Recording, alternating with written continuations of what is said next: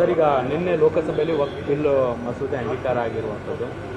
ಮುಖ್ಯವಾಗಿ ಇದರಲ್ಲಿ ಡಿಸಿಗೆ ಅತಿ ಹೆಚ್ಚಿನ ಅಧಿಕಾರವನ್ನು ಕೊಡಲಾಗಿದೆ ಮತ್ತು ಕಮಿಟಿಯಲ್ಲಿ ನಾಮನಿರ್ದೇಶನಗಳಿಗೂ ಕೂಡ ಅವಕಾಶವನ್ನು ಮಾಡಲಾಗಿದೆ. ಏನು ಕಮೆಂಟ್? ಈಗ ನಿನ್ನೆ ಲೋಕಸಭೆಯಲ್ಲಿ ಚರ್ಚೆ ಆಗಿ ಅವರ ಆ ಸಂಖ್ಯೆ ಆಧಾರದ ಮೇಲೆ ಅವರ ಈ ಒಂದು ಮಸೂದೆಯನ್ನು ಪಾಸ್ ಮಾಡಿಕೊಂಡಿದ್ದಾರೆ. ಅಲ್ಲಿ ಪ್ರಮುಖವಾಗಿ ನಾವು ಯೋಚನೆ ಮಾಡಬೇಕಾಗಿರೋದೇನು ಅನ್ನೋದಿದ್ದರೆ, ವಕ್ಫ್ ಮಂಡಳಿಯಲ್ಲಿ ಮುಸ್ಲಿಮೇತರನ್ನು ಸಹ ಸದಸ್ಯರಾಗಿ ಮಾಡ್ತಕ್ಕಂಥ ಒಂದು ದೊಡ್ಡ ತೀರ್ಮಾನವನ್ನು ಇವರು ಅವರ ಸಂಖ್ಯಾಬಲದ ಮೇಲೆ ಮಾಡಿದ. ಇದು ಅಸಂವಿಧಾನಿಕವಾಗಿತ್ತು, ಅನ್ಕಾನ್ಸ್ಟಿಟ್ಯೂಷನಲ್ ಅಂತ ಏನು ಹೇಳ್ತೀವಿ ಅದಾಗಿದೆ. ಯಾಕಂತ ಹೇಳಿದ್ರೆ ಇದೇನು ಹೊಸದಲ್ಲ. SC/ST ಕಮಿಷನಲ್ಲೂ ಸಹ ಎಲ್ಲ ಸದಸ್ಯರು SC ಸಮುದಾಯಕ್ಕೆ ಸೇರಿರ್ತಾರೆ, STನಲ್ಲೂ ಸಹ ಅದೇ ಸಮುದಾಯಕ್ಕೆ ಸೇರಿರ್ತಾರೆ. ಯಾಕಂದರೆ ಅದು ಭಾಳ ಹಿಂದೆ ಆಗಿದ್ದು.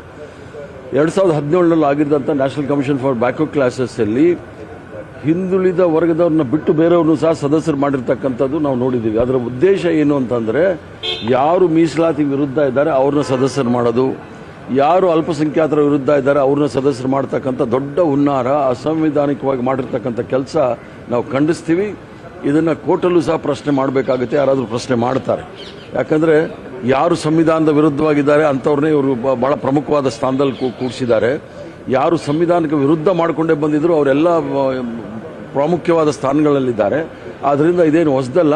ಹಂತ ಹಂತವಾಗಿ ಎಲ್ಲವನ್ನೂ ಸಹ ಕೇಂದ್ರೀಕರಿಸಿ ಎಲ್ಲ ಸಂವಿಧಾನದ ಆಶಯಗಳನ್ನು ನುಚ್ಚು ನೂರು ಮಾಡಲಿಕ್ಕೆ ಅವರು ಪ್ರಯತ್ನ ಮಾಡ್ತಾ ಇದ್ದಾರೆ. ಮತ್ತು ವಕ್ಫ್ ಅನ್ನತಕ್ಕಂಥದ್ದು ಭಾಳ ಹಳೆ ಬ್ರಿಟಿಷ್ ಕಾಲದಿಂದ ಬಂದಿರತಕ್ಕಂಥದ್ದು.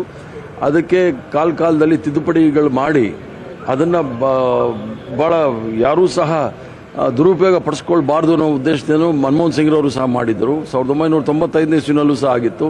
ಅದರ ವಿರುದ್ಧವಾಗಿ ಇವರು ಮಾಡಿದ್ದಾರೆ. ಇದು ಖಂಡನೀಯ.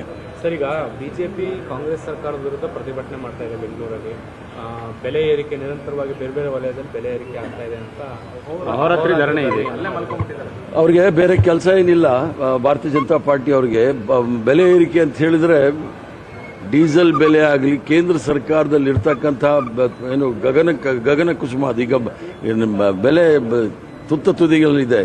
ಎಲ್ಲ ವಿಚಾರದಲ್ಲೂ ಸಹ ಬೆಲೆ ಏರಿಕೆ ಆಗಿರೋದ್ರ ಬಗ್ಗೆ ಅವರು ಪ್ರಶ್ನೆ ಮಾಡ್ತಾ ಇಲ್ಲ. ರಾಜ್ಯದಲ್ಲಿ ಬೆಲೆ ಏರಿಕೆ ಆಗಿರೋದು, ಅದರಲ್ಲೂ ಸಹ ಹಾಲಿನ ಬೆಲೆ ಏರಿಕೆ ಮಾಡೋದು ರೈತರಿಗೆ ಅನುಕೂಲ ಆಗಲಿ ಅಂತೇಳಿ ರೈತ ವಿರೋಧಿಗಳು ಇದನ್ನೆಲ್ಲ ಮಾಡ್ತಾ ಇದ್ದಾರೆ.